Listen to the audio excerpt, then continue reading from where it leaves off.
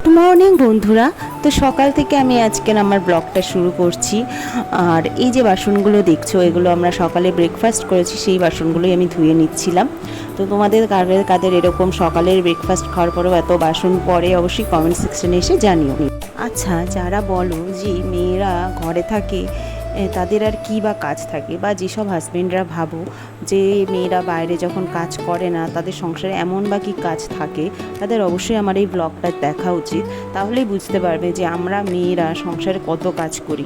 এত তোমরা অফিসে বসে যে একটা পার্টিকুলার কাজ করো, আমাদের কিন্তু সেরকম একটা পার্টিকুলার কোনো নির্দিষ্ট কাজ থাকে না।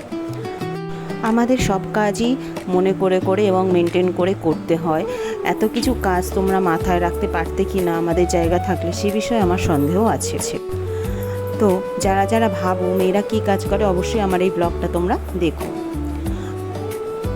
আর এই হচ্ছে আমার বাম্বু ট্রি, যা একটুখানি পাতাগুলো শুকিয়ে গেছে সেটাই পরিষ্কার করছে। সবাই বলে এই বাম্বু ট্রি নাকি ঘরে রাখা খুবই ভালো, সৌভাগ্য ডেকে আনে। তো তোমাদের কাদের বাড়িতে বাম্বু ট্রি আছে, অবশ্যই আমাকে কমেন্ট সেকশানে এসে জানিও। তো এখন সকালে আমি সেরকম কোনো ব্রেকফাস্ট বানাতে পারিনি, জাস্ট সকালে চা কফিগুলো চাই খেয়েছিলাম আমরা। তো এখন আমার হাজব্যান্ডকে আমি একটু ছাতু গুলে দিচ্ছি, আর ওদিকে দেখলে একটু আগে ডিম সিদ্ধ বসিয়েছিলাম আমাদের দুজনের জন্যই। তো দুজনের জন্যই 2 গ্লাস ছাতু গুলে নিয়েছি, এটা খেলে অনেকটাই পেটটা ভরা থাকবে। তো দেন আমার হাজব্যান্ড বাজারে গিয়ে ট্যাংরা মাছ নিয়ে এসেছে এবং অনেক সবজি কিনে এনেছে। যেমন দেখতেই পাচ্ছ কী কী সবজি, সেঞ্চি শাক, বেগুন, ওদিকে শশাও ছিল, অনেক সবজি। যেহেতু আমাদের 2-3 দিন ধরে বাজার করা হয় না, তো সেই বাজারগুলো শেষ হয়ে গেছে। এই কারণে ওর বাবাকে বলেছে অবশ্যই আজকের বাজার করে আনবে, না হলে একদমই আমাদের সবজি খাওয়া হচ্ছে না। তারপর আর কি, আমি তাড়াতাড়ি সবজি কাটতে বসে গেছি। আবার এদিকে আমার ছেলের যেহেতু আজ মৌখিক পরীক্ষা, তাড়াতাড়ি স্কুল ছুটি হয়ে যাবে, 1টার মধ্যে আমাকে আবার আনতেও যেতে হবে।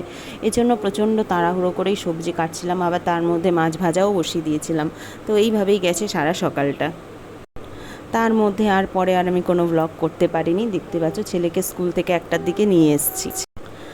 তার মধ্যে স্কুল থেকে আসার পথে ছেলে কতজনকে আইসক্রিম খেতে দেখেছে। এবার আইসক্রিম খেতে দেখে ওরও ইচ্ছে হচ্ছে যে আমি আইসক্রিম খাবো, তাই একে প্রকার জোর অবস্থি করেই ও আইসক্রিমটা আমাকে দিয়ে কিনিয়েছে।